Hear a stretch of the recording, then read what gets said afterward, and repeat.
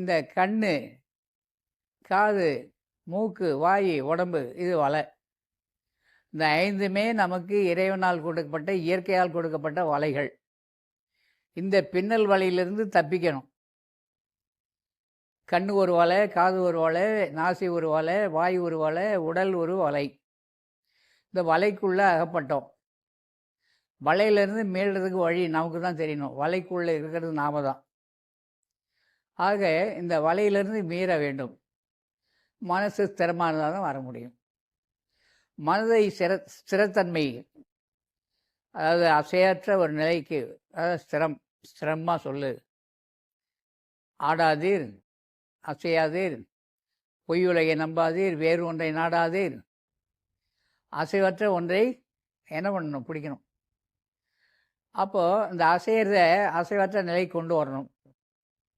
கண் அசையுது, காது அசையுது, மூக்கு அசையுது, வாய் அசையுது, கை காலெலாம் அசையுது.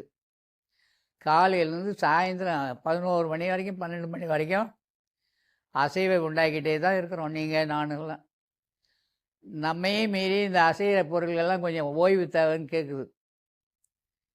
கை ஓஞ்சு போச்சு, கால் ஓஞ்சு போச்சு, நடந்து கண்ணு பார்த்து பார்த்து அந்த கண்ணே சொல்லும். அப்படி போய் நிற்கும். ஏகாதசி அன்னைக்கு கண் விழிப்பார்கள். எதுக்கு இதை கண் விழிக்கிற வழக்கத்தை கொண்டு வந்தாங்க? மோனே, உன் கண்ணு எப்போதும் மூடிக்கிட்டே இருக்கு. அது உன்னுடைய கட்டுப்பாட்டில் இல்லை. இயற்கையினுடைய மாறாத விதி உறக்கம், உணவு, தாகம், பசி, தாகம், இதெல்லாம் நீ அறுக்கணும். பிணி வருது, அப்புறம் மூப்பு வருது, அப்புறம் மரணம் வருது.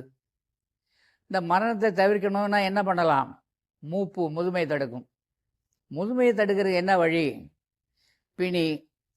சரி, பிணியை தடுக்கிறதுக்கு என்ன வழி? பசி.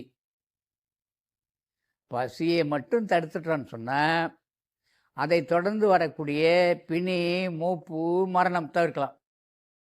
மரணம் தவிர்த்தேன் என்று வள்ளலார் எழுதுகிறார். ஆக நாம் இந்த பசியை தவிர்க்க முடியுமா? பசியை தவிர்க்கணும், உறக்கத்தை தவிர்க்க வேண்டும்.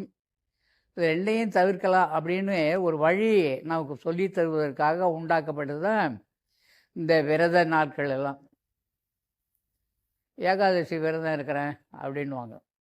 இன்றைக்கி கிருத்திகை விரதம், இன்றைக்கி அமாவாசை விரதம், இன்றைக்கி செவ்வாய்க்கிழமை விரதம், இன்றைக்கி வெள்ளிக்கிழமை விரதம். அதனால் பழைய இது கொள்ளக்கூடாது.